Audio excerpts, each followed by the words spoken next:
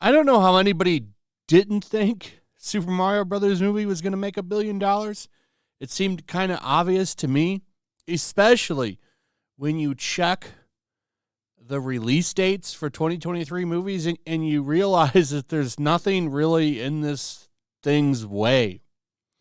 This movie had zero competition as far as family-friendly films for a while. Nothing was in its way. It was obvious when you look at Mario. Mario is a global brand, more popular than Mickey Mouse. To me, there was no way it wasn't going to hit $1 billion. Now, the question that I have is, will it take down more Disney records? This movie is for sure giving Disney something to think about because it's grabbed the ball they dropped and ran with it, because Disney has forever held the family-friendly market, and they've kind of lost that, especially over the past year and a half or so. They've really put a bad taste in parents' mouths with all of this woke trash they've been putting out. I mean, you see it in their box office. It's just not returning. But that market has always been there. Their movies could have hit it if they had just delivered what families expect from them, and they don't want to do that anymore. They want to cater to these weirdos, and that seems like it's all they care about now. They don't really care about keeping that family audience, so Illumination steps up and says, oh, hey, here's this movie, here's this movie, here's this movie. You know, all these movies that they've put out over the past couple of years that have done pretty solid at the box office. Though they didn't hit Mario numbers, they've still ate up that Disney market. So now, what is Nintendo going to do? Well, they're, of course, going to make more movies. They're not going to stop making movies. More Nintendo movies are incoming, confirms Mario creator. Then they've got so many properties. They could become a juggernaut with Illumination. And Pokemon, Star Fox, you could do a Donkey Kong movie, a Zelda movie. All of their property. They could do spin-offs, Diddy Kong movie. You could do a Luigi Haunted Mansion where Mario gets captured. You could do all these movies, like the Kirby movies. Kirby's a cute little character. That character would, I don't know if it'd make $1 billion, but it'd do damn well. Might not hit $1 billion like Mario does, but it'd do damn well. Look at that cute little pink ball. You're going to tell me that thing's not going to make money? Get out of here. That thing's going to rake in money. So Nintendo's about to get into the movie market with the goal of selling Nintendo consoles, which is what it's all about for them. And this movie has made Mario's brand even bigger, probably brought in new fans. I'm sure if, good video idea for whoever wants to go and crunch the numbers, I bet you Switch sales went up during this movie's release. Switch sales and Mario sales, I bet you, have gone through the roof while this movie has been in theaters. Because unlike a lot of stuff, like this movie made me want to play Mario games again. Not that I ever stopped, to be honest, but I went back and played games that I've already played, 100 times because of this movie. So what does this movie got to do to kind of take the top records? Here's the numbers.com. This is all-time worldwide animated box office. And Mario is now sitting at number 9. Now, as time goes on, you see number 8, Finding Dory. Worldwide box office, Mario's going to take down Finding Dory. Mario's probably going to take down Despicable Me 3. It will probably take down Toy Story 3 and 4 for sure. And probably, man, I don't even know, Minions is that far up. That's crazy. That's crazy. Now, that's where, though, this movie is going to run into some problems. I don't know if it'll take down Minions. It might. It could take down Incredibles 2 and sit at number 3 for all time.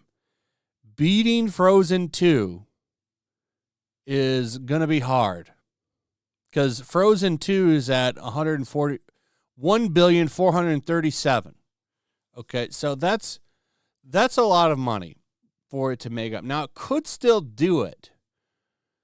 But the problem is now we are coming up on movies that might knock it down. Because don't forget, it's been number one for 4 weeks in a row, which is quite impressive. But you've got Guardians of the Galaxy 3 coming out this weekend, which it's going to be interesting to see how that movie does. But this isn't so much about that movie's box office. I'd say Mario gets knocked down to number 2. But it's still bringing in plenty of money weekly to where it's for sure going to probably land at number 3, I think. Though I would love to see it beat number 1. The problem is, on May 9th, the digital version of this movie comes out. I don't know why it's coming out so early. It seems stupid to me, because I think if this movie wasn't coming out digitally on the 9th, I think it could maybe hit number 2 for sure and knock Frozen down, beating more Disney records. It's going to beat more Disney records as we go on. But I'd like to see it take number 1, and I think it could have. But the problem is, now that it hits digital, guess what? Now there's clean 4K copies on every pirate site, which means that the box office might be impacted a little, but obviously it's not going to hurt it that much because it's already well over $1 billion. So I don't know. I think it could still hit 1.5. I think it could. It didn't. It only made like 14 million in Japan, which I thought was really low. I think it ends up making 100 million there at that market over time. But yeah, I'm just I thought it would have done better. Let's just say that. But either way, it could hit 1.5. I'm not so sure about that number anymore. But it definitely can hit 1.5. We'll see. We'll see. Anyway, that's pretty much it. More Disney records being broken. I'd like to see Disney get knocked off of that number 1 spot, but I don't know if it's going to happen now, which sucks. But look at what it's done so far, and Disney's watching. Disney is watching. Disney's not so sure anymore about their stranglehold on the box office. Look at those numbers too: 2019, 2018, 2015, 2017 isn't them, but 2016, Finding Dory. Like, they had the dominance of the box office down, and then they threw it away.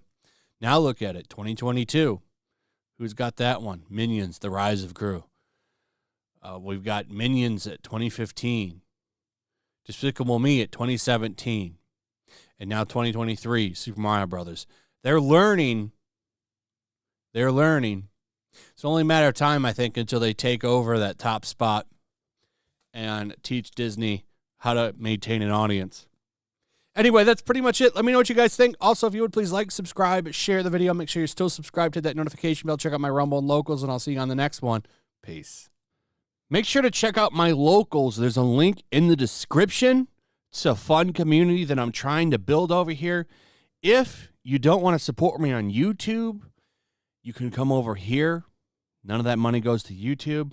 You also can just come over here for free. But if you are a supporter over here, I do plan on doing an extra live stream once a month and throwing links to the supporters so you can actually come on and have a supporter live stream with me. Also, it's a good place to catch all of my content. You don't have to worry about notifications like YouTube. They'll definitely work over here. So come check out my Locals.